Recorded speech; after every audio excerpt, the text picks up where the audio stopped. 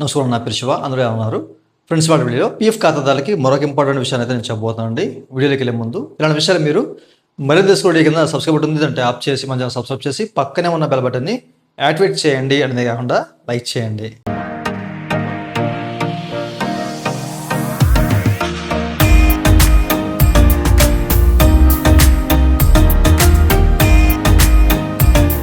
అయితే ఇక వీడియోలోకి వెళ్ళే ముందు ఈరోజు వీడియోలో మీకు ఒక మంచి గ్యాజెట్ని పరిచయం చేయబోతున్నాను.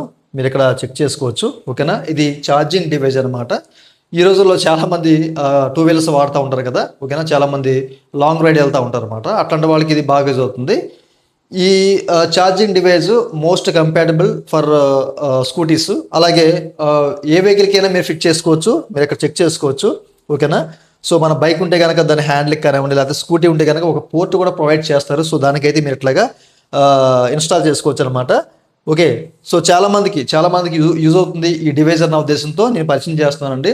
ఓకే, సో దీంతో పాటు మనకి ఏంటంటే వీళ్ళు type C port 33 watts type C port, అలాగే 22.5 వాట్స్ మనకి యూఎస్బి పోర్ట్ ప్రొవైడ్ చేశారు. అప్ టు 50.5 వాట్స్ వరకు మనం ఛార్జింగ్ అయితే పెట్టుకోవచ్చు అనమాట.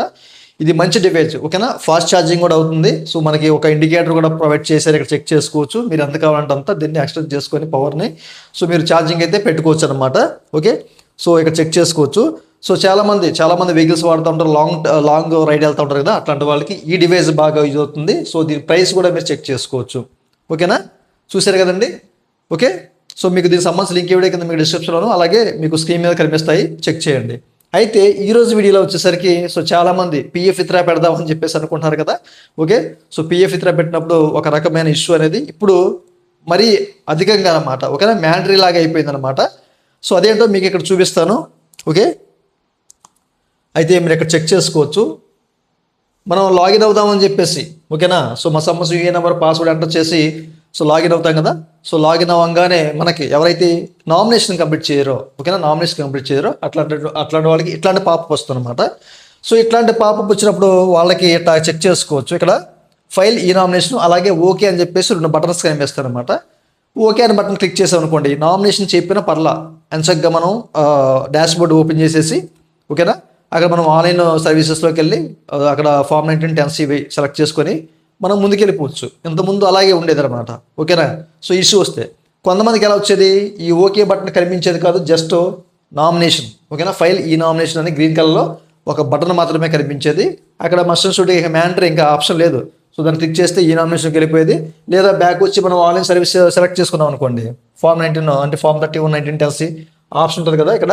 సో దాన్ని సెలెక్ట్ చేసుకుని వెళ్ళామనుకోండి, అక్కడ ఒక రకమైన ఎర్ర అయితే చూపిస్తుంది అనమాట. ఆ ఎర్ర ఎలా ఉంటుంది అనేది మీరు చెక్ చేసుకోవచ్చు. ఓకే, సో చూశారు కదా. Access to this functionality will remaining block until the user successfully complete the nomination. So ఇట్లా నామినేషన్ కంప్లీట్ చేస్తేనే మనకి ఇది ఓపెన్ అవుతుంది అనమాట, ఓకేనా? సో మనకి ఇక్కడ ఆన్లైన్ సర్వీస్లో ఫామ్ 31 1910C అండి, అది ఓపెన్ అవుతుంది నామినేషన్ కంప్లీట్ చేస్తేనే.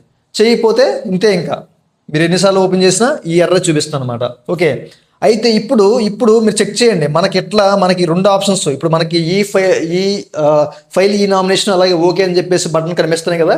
మనం ఓకే అని బటన్ క్లిక్ చేసినా కానీ ఇప్పుడైతే మనకి ఫామ్ అయితే ఆ ఫంక్షనాలిటీ అయితే ఓపెన్ అవ్వట్లా, ఓకేనండి. ఫామ్ 31 1910C అంటే మనం పిఎఫ్ విత్డ్రా పెడదామని చెప్పేసి ముందుకెళ్తే కనుక అదైతే ఇప్పుడైతే ఓపెన్ అవ్వట్లేదండి.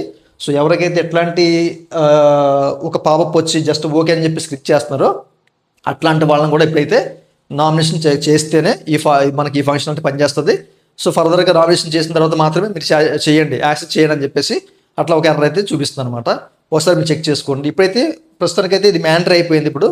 ఓకే, వన్స్ మీరు చెక్ చేయండి. చెక్ చేసిన తర్వాత కింద మీకు ఆ ఎర్రర్ వస్తుందా లేదన్నా కింద కామెంట్ చేసి చెప్పండి, ఓకేనా?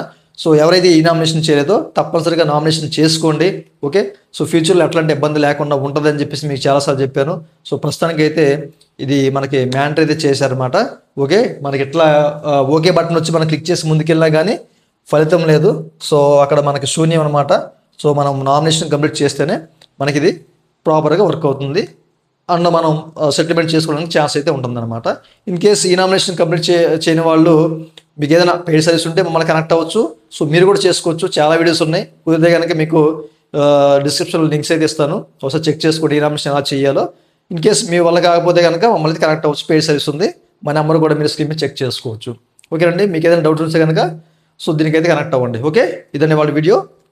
ఈ వీడియో మీరు నచ్చినట్టు లైక్ చేసి మనం సపోర్ట్ చేయండి. అలాగే ఇలాంటి విషయాలు మీరు మన తీసుకునే కింద సబ్స్క్రైబ్ ఉంటుంది, దాన్ని ట్యాప్ చేసి మనం సబ్స్క్రైబ్ చేసి పక్కనే మన బెల్ బటన్ని యాక్టివేట్ చేయండి. Thank you for watching and జై హింద్.